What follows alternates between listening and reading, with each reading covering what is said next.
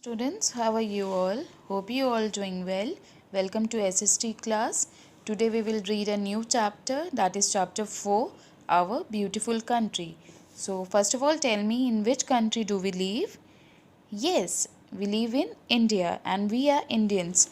And in our previous chapter, I Love My India, I told you about the neighboring countries of India, their states, their union territories, and their government, about government. Okay, two types of governments are there, central and the state government.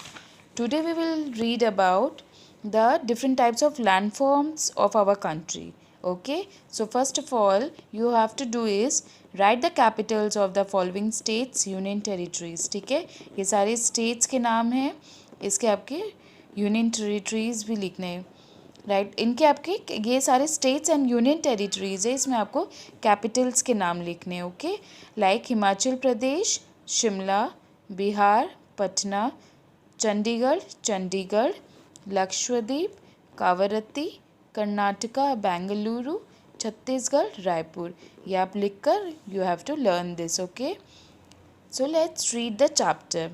India is one of the most beautiful countries in the world. It has many landforms. As you all know, in our entire country, India is also one of the most beautiful country. And why? Because it has many landforms. Landforms means the different types of hills, mountains, plateaus, deserts are called landforms. Some places have mountains while others have flat land. अगर आप India के कोई भी state city में आप जाओगे तो हर state हर city आपको एक दूसरे से कुछ ना कुछ डिफरेंट ही आपको मिलेगा. लाइक आप हरियाणा में हो, अगर आप यहाँ से थोड़े ऊपर जम्मू कश्मीर के साइड चले जाओ तो वहाँ आपको कुछ डिफरेंट दिखेगा. यहाँ आपको सिर्फ फ्लैट लैंड्स दिखते हैं, वहाँ पे आपको माउंटेन्स, हिल्स, ये सब सारे दिखेंगे. अगर आप थोड़े से गोवा साइड चले जाओ तो वहाँ पे आपको कोस्टल एरियाज़ दिखेगा जहाँ सी बीच हम बोलते हैं. आप राजस्थान के साइड चले जाओ तो वहाँ पे आपको क्या दिखेंगे, डेजर्ट्स दिखेंगे, दूर दूर तक सिर्फ सैंड ही सैंड दिखेंगे.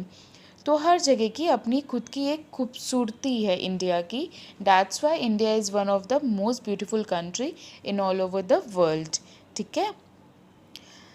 Eight some places the land is made up of rocks. जैसे मैंने आपको बताया, कुछ कहीं पे आपको पहाड़ मिलेंगे, कहीं पे आपको समुद्र मिलेगा, कहीं पे आपको बालू रेत मिलेंगे जिनको हम डेजर्ट कहते हैं, कहीं पे आपको छोटे छोटे हिल्स मिलेंगे, कहीं बड़े बड़े माउंटेन्स मिलेंगे, कहीं पे फ्लैट लैंड्स मिलेंगे जहाँ हम रहते हैं.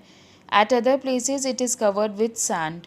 Let us read about these diverse landform. Diverse means very different from each other. मतलब एक दूसरे से काफ़ी कुछ different. ठीक है, तो अलग अलग टाइप के हम landforms के बारे में आज हम पढ़ेंगे. First is hills and mountains. Now what are hills and what are mountains? A high land with a round top is called a hill. Hill क्या होता है?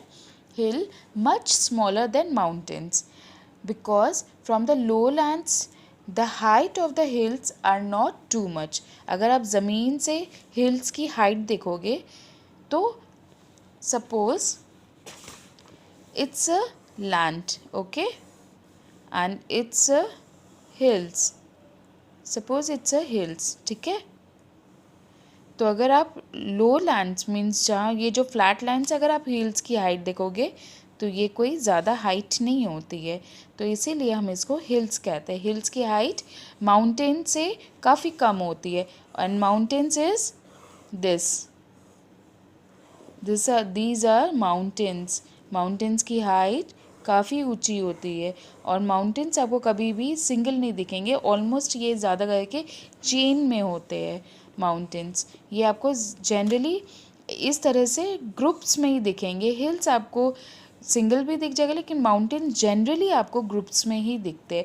और लैंड से माउंटेन्स की हाइट बहुत ज़्यादा होती है, वाइल कंपेयर टू माउंटेन्स इसकी हाइट बहुत ज़्यादा होती है और हिल्स की हाइट लैंड से काफ़ी कम होती है. The Vindhya ranges in central India and the Nilgiri hills in south India are examples of hills. Vindhya ranges हमारा इंडिया का अगर आप मैप देखोगे तो इसमें सेंट्रली लोकेटेड पाएगा, मतलब बीचों बीच में. विंध्या रेंजेस हमारा जहाँ है वहाँ मतलब वेस्ट के साइड में भी आ जाता है, ईस्ट के साइड में भी आ जाता है। वेस्ट में गुजरात के साइड तक एक्सटेंड है और ईस्ट में यूपी बिहार तक वो एक्सटेंड है। तो विंध्या रेंजेस हमारे बीचों बीच आती है, ठीक है।